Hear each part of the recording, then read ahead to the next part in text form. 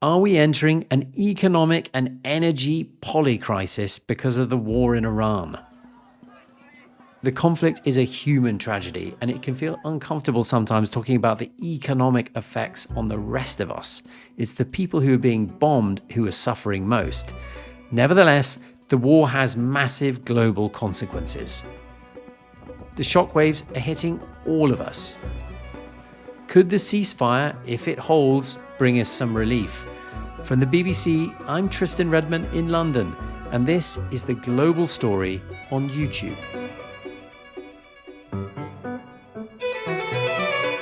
Okay, well, I'm very pleased to say that we're joined today by Sean Farrington, who's the presenter of the BBC's Wake Up to Money program. And if you're watching this on YouTube, you may be experiencing something of a doppelganger situation. Tristan Redman is the one wearing the headphones, and Sean Farrington is the man wearing the earbuds. It's great to have you with us, Sean. Thank you for having me. I'm a little further down the fashion trends, I think, than you are, but I'll get there one day, Tristan. We should coordinate for the next one we do of these, Sean. Really confuse people. As we're talking, Sean, the United States and Iran have agreed a 2-week ceasefire, and the Strait of Hormuz, the shipping route between Iran and the Gulf states, has, in theory, been reopened, we think, with some conditions attached, it would appear. Now, that's a big deal because 20% of the world's oil passes through that strait.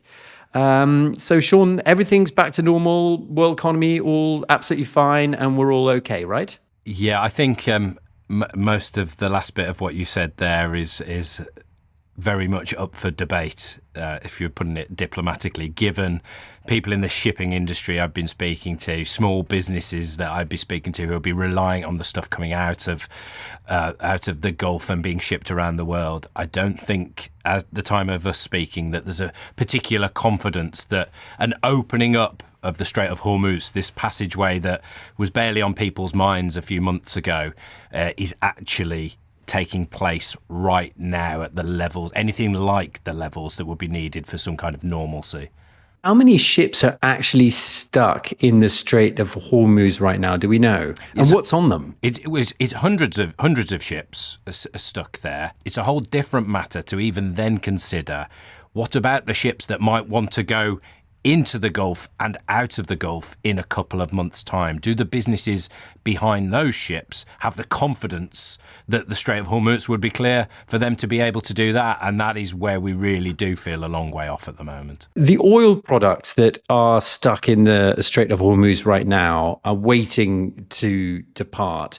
Is that just crude oil, or are there refined oil products there as well? Yeah, there will be. There's refineries around the Gulf as well. So we've heard, for example, the jet fuel crisis for the airlines industry. You're one of the first people to react when there was a ceasefire announced was the head of the airlines industry globally reminding people that this doesn't mean that all of a sudden the issues that airlines around the world have faced with some supply of jet fuel is going to be fixed overnight, even if the ceasefire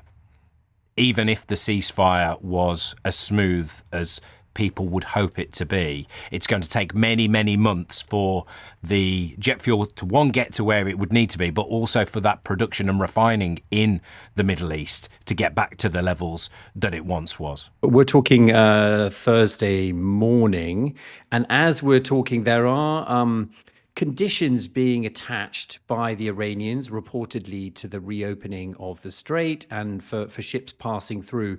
Talk us through what those are and what the implications of them might be. Well, aside from US military withdrawal in the Middle East, removal of sanctions, some of which have been longer term issues for Iran, a big one in the last few days, particularly linked to the opening up of the Strait of Hormuz, has been a toll that may be put on ships passing through that route. If there's a toll on every ship going through, that adds to the cost of shipping, which adds to the cost of goods and the cost of living globally. So that has been one of the things. Iran, in its desires to keep control of what is occurring in the Strait of Hormuz, it is using that as one of its negotiating tools at the moment, which will be one of the reasons, there are many at the minute, that ships aren't passing freely through, because there won't have been that agreement from governments, companies around the world that should be the case. Well, let's spend a moment just thinking about how people across the world have been affected by the economic ramifications of this crisis. Because one of the things that struck us when we were talking about this in the team was that it seems a bit like the waves of economic consequences hit different parts of the world in different ways at different times. Where are the countries and what are the ways that people are feeling most vulnerable to the economic impacts of the war?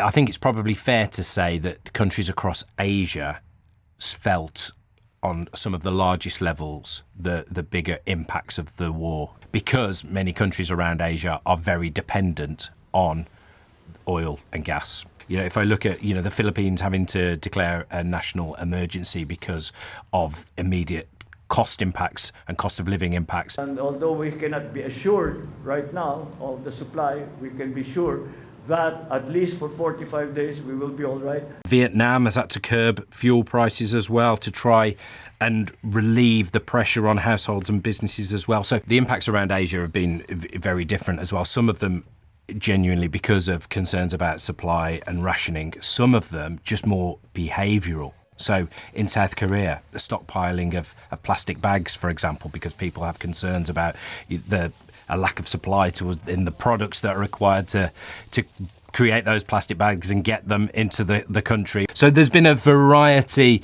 of aspects, but in many countries across Asia have been those that have been hit harder earlier on. But as time goes on and the price stays higher for longer, that will then filter through to more countries and more households around the world.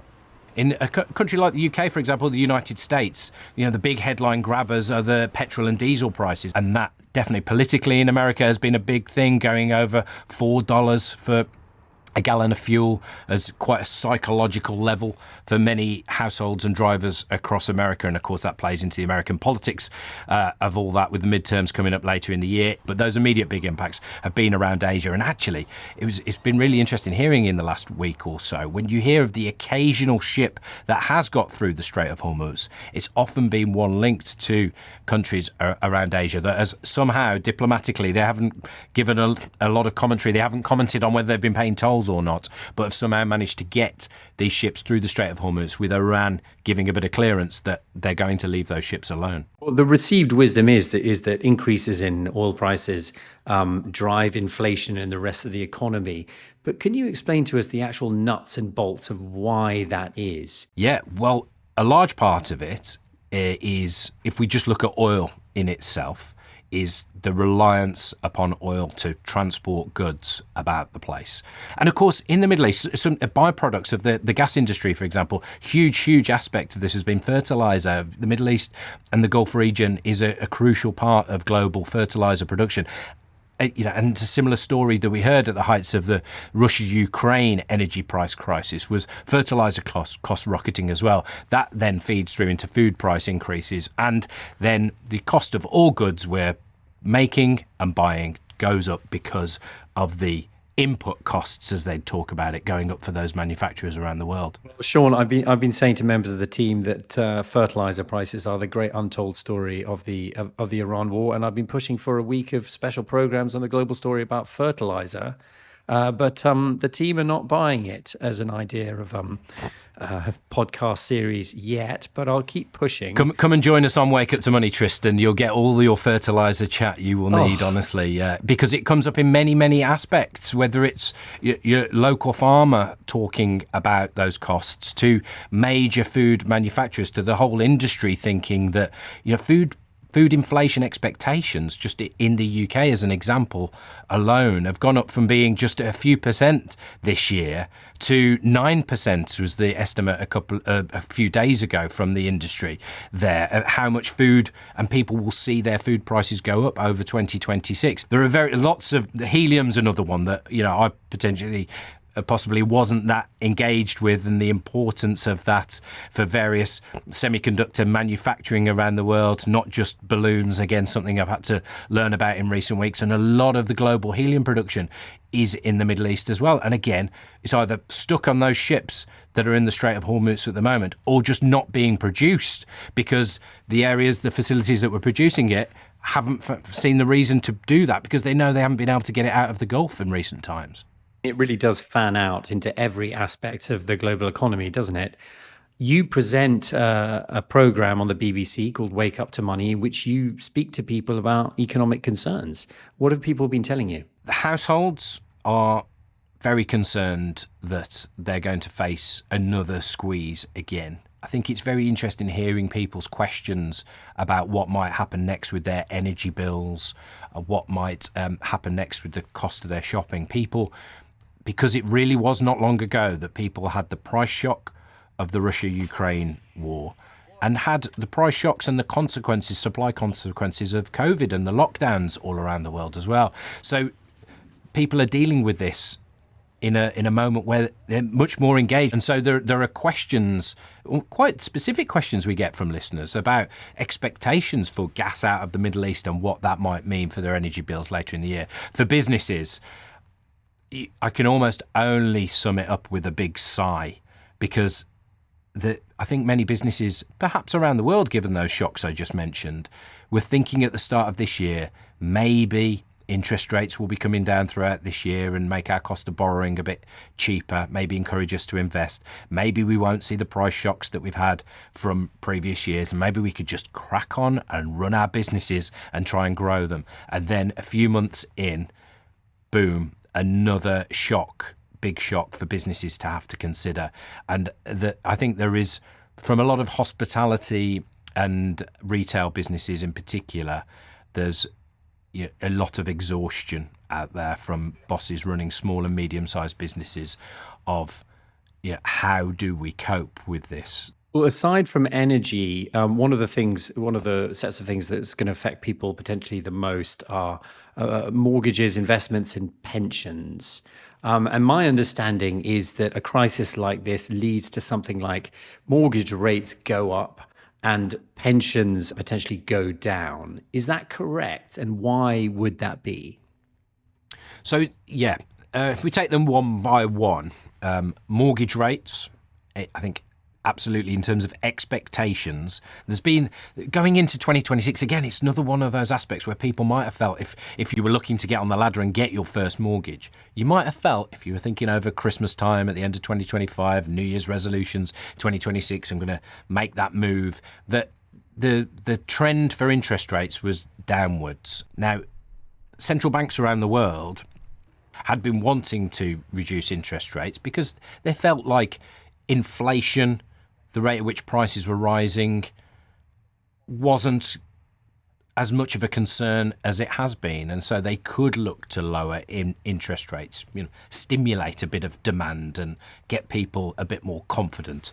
But when we had the price shock and the messaging that there will be a price shock one way or another, and it's been upwards from this war, that has changed expectations. I mean, there was a day a few weeks ago, almost overnight, it changed expectations of what would happen with interest rates, where there'd be expectations of cuts throughout the year, and then all of a sudden some conversations of forget the cuts, there might be interest rate increases because the central banks are more concerned about higher prices now and would be less inclined to cut interest rates, which could help push those prices higher and higher. So that is why the interest rate conversation has changed. And so therefore, if you're looking for a mortgage and interest rates are higher, that's not good news. But if you're saving, often I have felt over recent years that, people who are saving for a decade or more after the financial crisis got low interest rates, maybe 0% on their savings during that time because interest rates were so low. If you actually do want to save money and interest rates are higher, that is going to be better news for you. Well, Donald Trump has been doing his best to try and reassure people and calm markets down. to convince traders that he's got everything under control. The United States has never been better prepared economically to confront this threat. You all know that. We built the strongest economy in history. We're going through it right now. But I'd say over the last few weeks, he's sometimes given the impression that he believes that the United States is immune from these great oil price fluctuations because the United States is a massive oil producer. The United States imports almost no oil through the Hormuz Strait and won't be taking any in the future. We don't need it. Because the US is a big oil producer, does that mean Yeah. that it's affected less?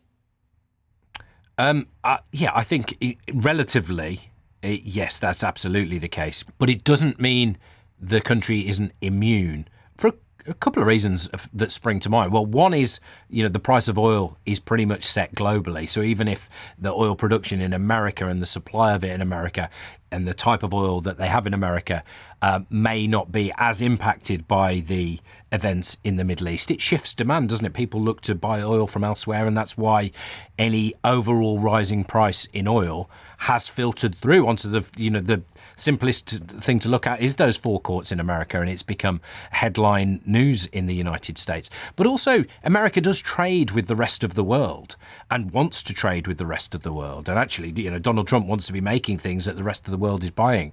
So you do need prosperity all around the world for imports and exports to work successfully.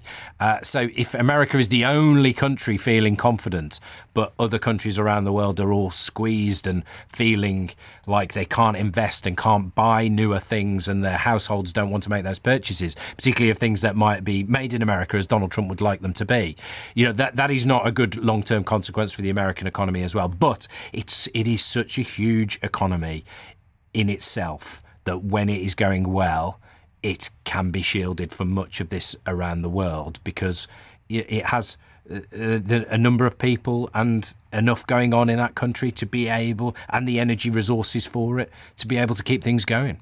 Who is doing well from this crisis, Sean? The business owners that I speak to every day, the listeners who get in touch with us every day, it doesn't feel like there's been many of those who've been doing well out of this crisis.